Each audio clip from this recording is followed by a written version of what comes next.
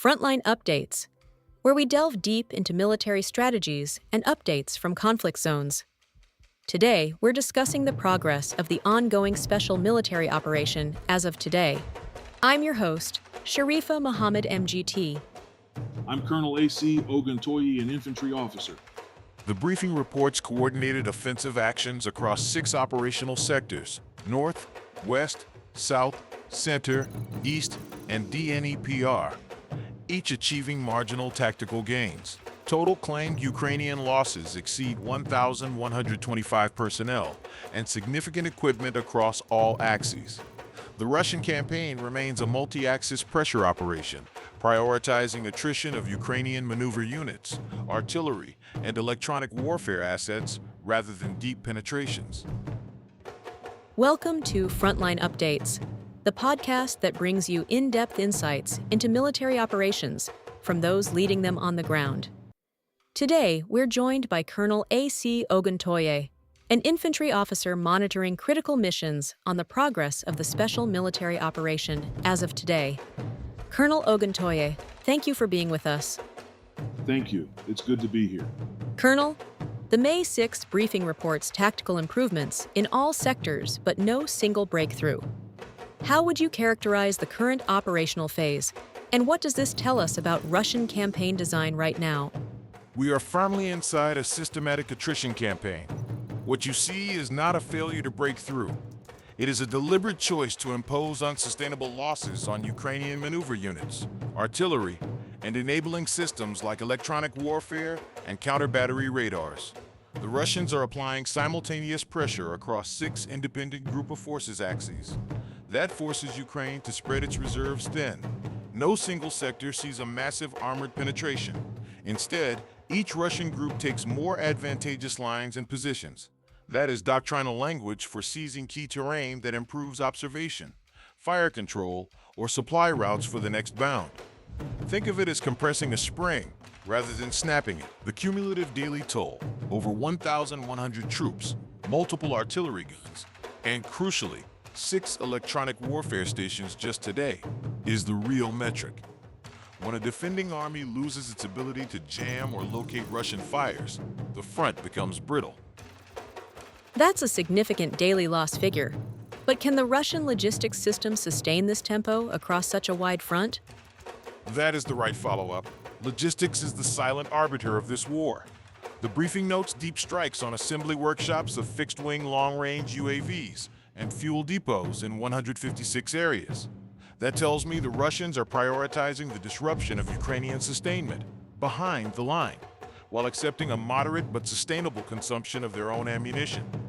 The key enabler for Russian logistics right now is rail. Most of these sectors are within 50 to 80 kilometers of railheads in Donetsk, Luhansk, and Russian border regions. The West and Center groups in particular have short logistical loops. However, the appearance of strikes near Dnepropetrovsk region, Novopavlovnoye, and Novopavlovka suggests Russian forward logistics are stretching. If I were planning the next phase, I would want to see secure ground lines of communication extended before any major operational level exploitation. Let's go sector by sector, starting with the North Group, operating in Sumy and Kharkov regions. The briefing says they improved the tactical situation and hit 2 territorial defense brigades and a border detachment. What is actually happening on that axis, and why is that important? The North Group has a specific operational role, fixing Ukrainian forces that might otherwise be shifted to the Donbas. By engaging near Kianitsa, Mogritsa, and Lesnoy in the Sumy region, and near Ivanovka, Chaikovka, and Kredyanka in the Kharkov, the Russians are forcing Ukraine to hold the northern border. The loss of 5 armored fighting vehicles and 1 anti-aircraft missile system is not trivial. It indicates that Russian reconnaissance fire complexes are actively hunting Ukrainian air defense coverage in that sector. If the North Group can degrade Ukrainian air defenses along the border, it opens the door for deeper fixed-wing and helicopter operations. The territorial defense brigades are lighter infantry. They are not meant to stop a mechanized push.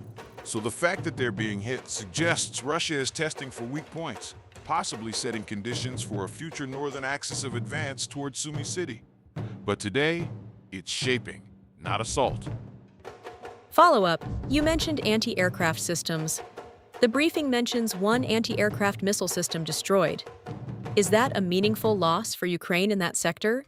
Yes, because in the northern sector, Ukraine relies on a layered system of medium-range systems like the IRIS-T or NASAMS, supplemented by manpads. Losing one system might not break coverage, but the trend matters. Over the past 2 weeks, I have observed increased Russian claims against Ukrainian air defense components. The North Group's reported engagement of a border detachment also signals that Russia is trying to suppress cross-border raids and partisan infiltration. For an infantry officer, the lesson is clear. The northern sector is not quiet. It is an active counter-reconnaissance and counter-air defense fight. Moving west, the West Group in Donetsk, near Kristishche, Sidorovo, and Prishib. They took more advantageous lines and claimed to have destroyed 5 electronic warfare stations, plus Western-made artillery. That seems significant. Can you unpack the EW piece? The West Group sector is traditionally one of the most heavily fortified, with Ukrainian mechanized and assault brigades dug into a belt of towns. Taking more advantageous lines here likely means seizing tree lines, small hillocks, or village outskirts that improve observation over Ukrainian positions. But the highlight is 5 electronic warfare stations destroyed in one day. EW is the invisible backbone of modern defense. Ukrainian brigades use EW to disrupt Russian drone reconnaissance, to jam communications between Russian forward observers and artillery, and to protect their own drones. By killing 5 such stations, the West Group has created temporary electromagnetic gaps that allows Russian UAVs to identify targets, and then artillery, including the claimed destruction of 3 guns, one Western-made, to engage with higher accuracy. The 26 motor vehicles destroyed also suggest strikes on resupply convoys. The South Group improved the tactical situation along the front line near Konstantinovka and Drushkovka in Donetsk. Losses listed as 130 troops, 17 motor vehicles, 5 field artillery guns, and 1 counterfire radar station. Not the highest numbers, but a counterfire radar is a high-value asset. What's the significance? The South Group sector is dense with urban areas. Konstantinovka and Drushkovka are part of the Donetsk metropolitan ring. Improving the tactical situation there rarely means large territorial gains. It means suppressing Ukrainian artillery that shells Russian-held areas and degrading their ability to target Russian troop concentrations. The counterfire radar, likely an AIM TPQ-36 or similar, is a sensor that triangulates incoming rounds to locate Russian guns. Destroying one forces Ukrainian artillery to fire less accurately or to expose themselves to counter-battery. The relatively low troop loss figure, 130, suggests the South Group is not conducting mass infantry assaults. Instead, they are using precision strikes, drones, and artillery to pick off logistics, 17 motor vehicles, and crew-served weapons. That is a sustainable, low-casualty method for Russia. The risk is that without infantry pressure, Ukraine can rotate units and repair defenses. The Center Group claims up to 290 troops lost by Ukraine, plus a tank, 4 artillery guns, and an EW station. They operated in Donetsk and Dnepropetrovsk regions, including Novopodgorodnoye and Novopavlovka. That's west of Donetsk City. Is this the main effort?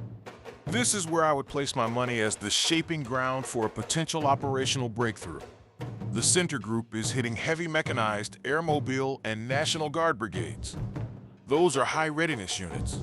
The fact that Russian forces are engaging near Torskoye, Belitskoye, Novoalexandrovka, and then west into Dnepropetrovsk region means they are pushing beyond the Donetsk administrative boundary. Novopavlovka is roughly 50 kilometers west of Donetsk City. That is significant depth. The loss of one tank may seem small, but Ukrainian tank losses are cumulative, 29,190 claimed since the start of the war. Each tank destroyed reduces Ukraine's ability to conduct counterattacks. More importantly, the Center Group's ability to operate in Dnepropetrovsk region suggests that Russian logistics are reaching further, and that Ukrainian territorial defenses there may be thinner. East Group, advancing into the depth of enemy defense in Zaporozhye and Dnipropetrovsk regions. Losses: up to 280 troops, 3 AFVs, 7 motor vehicles, 1 artillery gun. That language, advancing into the depth, is more aggressive than improved tactical situation. What's different here? That phrase is doctrinal code for a tactical penetration that has not yet reached operational exploitation. The East Group is likely conducting company or battalion-sized assaults with armor and dismounted infantry against Ukrainian air assault and assault brigades near Shevchenkovskoye, Zarnitsa, Sharivnoye, and Lesnoye in Zaporozhye, and reaching into Velikomikhailovka and Kolomytsy in Dnipropetrovsk. The relatively low number of destroyed AFVs, 3, suggests that the Russian advance is not facing massed Ukrainian armor. Instead, the high troop loss, 280, indicates that Ukraine is defending with infantry and anti-tank guided missiles, trying to slow the Russian advance by sacrificing foot soldiers. For an infantry officer, this is a grinding fight, clearing tree lines, and small hamlets. The lack of multiple artillery guns destroyed, only one, tells me the Ukrainian artillery in this sector has likely pulled back to avoid counter-battery. The Dnepr Group has the lowest claimed Ukrainian losses, just over 35 troops, 1 AFV, 21 motor vehicles, 2 EW stations. Why so low? Is this a secondary sector? Do not mistake low casualty claims for low importance. The Dnepr Group operates in the Zaporozhye region near Orakov, Malakateranovka, Kamyshevka, and Kirovo. This is the southern flank near the Dnepr River and the approaches to Zaporozhye city. The low troop loss number actually suggests that Ukraine is not massing infantry there, perhaps because they have redeployed to counter the East or Center groups. What the Dnepr Group is doing is systematic interdiction. 21 motor vehicles destroyed means they're hitting supply convoys. 2 EW stations destroyed means they are blinding Ukrainian sensors. 1 AFV is incidental. This is a shaping operation to isolate the battlefield. If the Dnepr Group can degrade Ukrainian logistics in the south, then any future Russian push toward the Dnepr river crossings becomes easier. So the low numbers are deceptive. They reflect a different operational task: cutting supply lines, not killing soldiers. Colonel, the briefing includes a paragraph on aviation, UAVs, missiles, and artillery striking 156 areas, plus air defense shooting down 9 guided bombs, 1 HIMARS rocket, and 605 drones. Most briefings treat this as a footnote. You called it a campaign-shaping domain. Explain. This is where the real war is decided. Ground maneuver is the visible part of the iceberg. Aviation and deep fires are the mass below the waterline. Let me break down the 3 components. First, strike operations.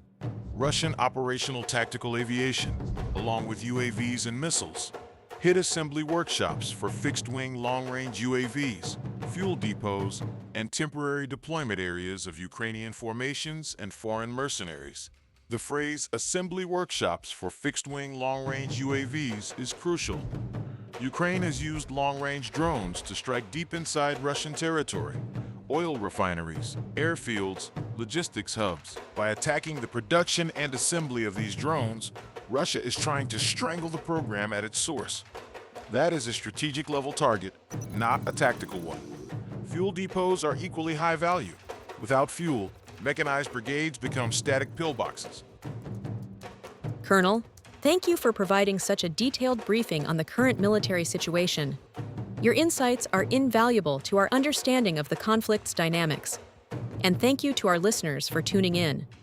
Join us next time as we continue to provide up-to-date coverage on global military affairs. Stay with us for more updates and expert analyses on global defense and security issues. Stay informed, stay secure. Thank you for the opportunity. This has been Frontline Updates. Subscribe for daily military briefings and in-depth strategic analysis. Visit our platform for maps, transcripts, and exclusive frontline updates from commanders in theater.